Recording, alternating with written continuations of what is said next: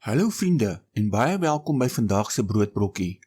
Die arrogansie van iemand wat dink dat hy homself deur sy werke kan red of gered kan hou, is in wese dieselfde arrogansie wat Satan openbaar.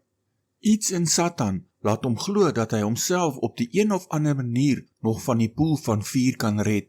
Net so is daar baie mense wat hulle self Christene noem, maar diep binne in hulle glo hulle moet hulle eie redding deur goeie werke in stand hou. Asof menslike pogings kragtiger is as God se greep en beloftes, en asof hulle self uit sy almagtige hand kan ruk. Albei hierdie sienswyses weerspreek God se woord en sal by die groot wit troon oordeel verkeerd bewys word. Ons skrifgedeelte vir vandag kom uit Johannes 10 vers 28 tot 29, wat soos volg lees: En ek gee hulle die ewige lewe, en hulle sal nooit verlore gaan tot in ewigheid nie, en niemand sal hulle uit my hand ruk nie. My Vader wat hulle aan my gegee het, is groter as almal, en niemand kan hulle uit die hand van my Vader ruk nie. Wanneer ons hierdie teksgedeelte grammatikaal histories ontleed, sien ons hoe Jesus homself as die goeie herder openbaar. Skape is van nature heeltemal hulpeloos. Hulle kan hulle self nie teen roofdiere beskerm nie, en kan hulle self beslis nie red as hulle verdwaal het nie. In die Bybelse tyd het skape se oorlewing 100% van hulle herder afgehang.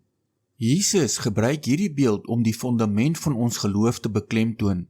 Redding is volkome uit genade deur geloof in ons herder, naamlik die Here Jesus Christus alleen.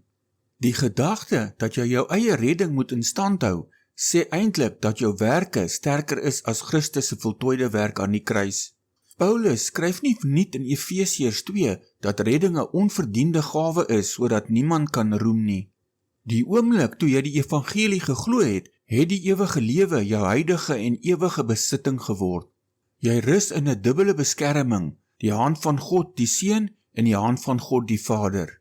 Niks word daar gesê van jou eie hande nie. Hier is 'n bevrydigende waarheid om te onthou. Jou ewige sekuriteit rus nie op jou vashou aan God nie, maar op God se onverbreekbare greep op jou. Die historiese feit van Christus se opstanding bewys dat die skuld van sonde, verlede, hede en toekomstige sondes klaar en finaal betaal is. Niks en niemand kan jou uit die hand van die Almagtige ruk nie, en dit sluit jouself in. As jy glo dat daar enige sonde is wat jou verlossing ongedaan kan maak, vertrou jy nog op jou eie werke en nie volkome op Christus se voltooide werk aan die kruis namens jou nie. Daar is baie mense wat godsdienstig is, maar heeltemal ongered is, omdat hulle op hulle eie werke vertrou om gered te word of om gered te bly. Hulle begaan dieselfde fout as die Jode van wie Paulus skryf in Romeine 10 vers 2 tot 4. Want ek getuig van hulle dat hulle 'n ywer vir God het, maar nie met verstand nie. Want omdat hulle die geregtigheid van God nie ken nie, en hulle eie geregtigheid probeer oprig, het hulle self nie aan die geregtigheid van God onderwerp nie. Want Christus is die einde van die wet tot geregtigheid vir elkeen wat glo. Deur hul eie goeie werke en wetsonderhouding voor God te probeer bring, wys hulle die voltooide geregtigheid wat Christus reeds aan die kruis bewerkstellig het van die hand. Kom ons bid saam. Hemelse Vader, ons buig voor U in diepe afhanklikheid. Vergewe ons waar ons op ons eie werke of eie wysheid probeer steun het.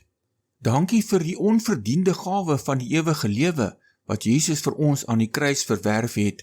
Dankie dat ons veilig is in U almagtige hande en dat niks ons van U liefde kan skei nie. Ons rus vandag volkome in Christus en sy voltooide werk aan die kruis vir ons. Ons bid dit in die wonderlike naam van die Here Jesus Christus. Amen.